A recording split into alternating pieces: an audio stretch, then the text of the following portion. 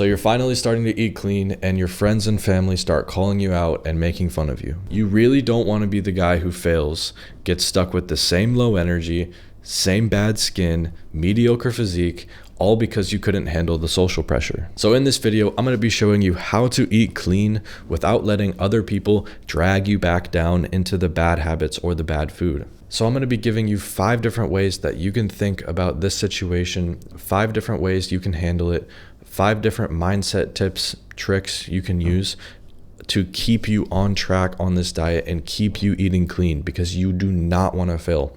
There are so many benefits that come with eating healthy as a human being. It is insane. And the people that are making fun of you, picking at you, don't realize this. So let's get right into it. Number one, I want you to understand what is really happening. It is not about food. When you change, it forces the person to look at their own habits and think about themselves. And then they feel the negative emotion that, oh wow, I'm not changing. My habits aren't as good as yours. So it makes them feel a certain way. And jokes are usually just their own insecurities disguised as humor. So what do I mean by this? For example, if you are eating much less processed food and much less fast food, and the person making fun of you is, obviously, everyone knows that fast food is unhealthy, and the person making fun of you that's eating a lot of fast food subconsciously knows this. So it makes them slightly insecure that they can't do this themselves. Therefore, they pick at you, make jokes at you, and that is disguised as their insecurities. This is just basic human behavior. And you need to know this. This is not them really making fun of you, really digging at you with jokes and humor. This is just their own insecurities because they wish subconsciously that they could do the same as you. I want you to think about this. I want you to realize that your goals are more important than the group's social approval. What do I mean by this? I mean that your goal of being healthy, fixing your skin, raising your testosterone is more important than someone making fun of you and not giving you the social approval that you might want.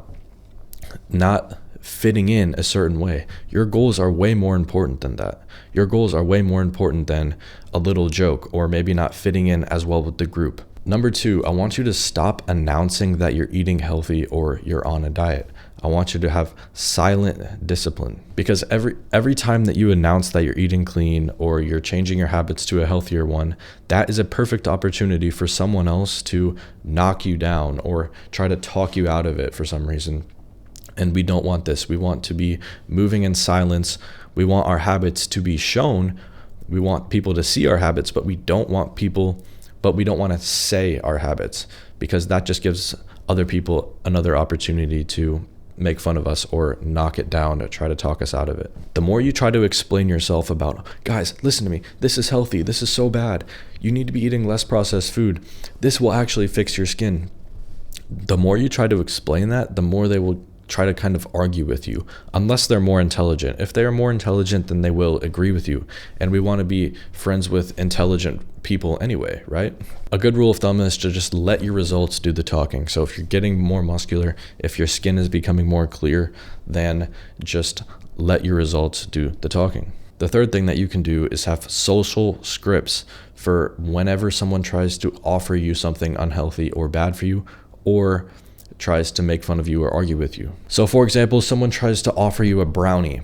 You say this: I'm good, I'm not eating this right now. I'm good, I don't feel like eating this right now. I'm okay, I'm not hungry right now. No thanks, I'm not hungry right now. They try to offer you a different kind of food. You might say, no, I don't really like that. I'll order something else, or I'll get something else to eat. Or let's say your boys offer you to go out drinking tonight or go to a party, and you're locked in, you're not drinking. You could say something like, I'm not really feeling that well tonight, I'm going to stay inside. Or I'm not really up for it tonight, I'm gonna do something else. Or if you do want to go and you're locked in, you can go and pretend that you're drinking. For example, you could have a cup full of water instead of alcohol. Just common things like this, like just avoiding the social pressure, if you know what I mean. The fourth method that you can use is to be prepared so you're not forced into bad situations. What do I mean by this? Let's say, for example, you're going out with your friends, or you're going to go hang out with your friends. Before you go do that, and you know your friends eat shit, have a healthy meal before you leave the house. Have some protein, have some carbs. That way, when you go out with your friends, you're not hungry. So if you go out to eat, then you're not eating shit you've already eaten, right? Or if you go out to a party, say, I'm going to have in your brain, keep your word to yourself and say, I'm going to have 0 to 2 drinks tonight, max. And then keep your promise that you have with yourself, because you like yourself and you love yourself. You never show up to a social situation starving, because that is just asking for it. Unless it's like a family dinner and you're going out to eat, fine. The fifth one is, you don't have to be perfect all the time, but 80% of your habits should be good and 20% can be bad, which means you slip up sometimes, because it is quite hard to be 100% locked in, absolutely no food, especially living in the US, where 70% of the food supply is ultra processed and basically poison. I don't blame you, but we want to aim for the 80-20 rule of our diet. You don't need absolute perfection, but what you do need is consistency. So if you have one cheat meal and then you spiral out of control, that is way not where you want to be. You want to have one cheat meal and then you're right back to being locked in and consistent. Ideally, you don't even have the cheat meal at all, but your next meal needs to be back on track, guaranteed 100%. So those are the 5 things that you can use in social situations to avoid getting made fun of or avoiding the situation and staying strong on this diet. So actually use these next time you need to. I'm going to put these in the description. Screenshot it, save it to your photos, remember these and use them. So I really hope that you got value out of this video. I hope you're going to use these things, and I hope I made you happier. I hope you made you healthier in this video. That was my intention. And go check out my YouTube channel. Go subscribe to my YouTube channel. There you will find all different kinds of health advice, what to eat, what not to eat, the best foods for your body, the best diet. So go check that out, and I will see you in the next video. Goodbye.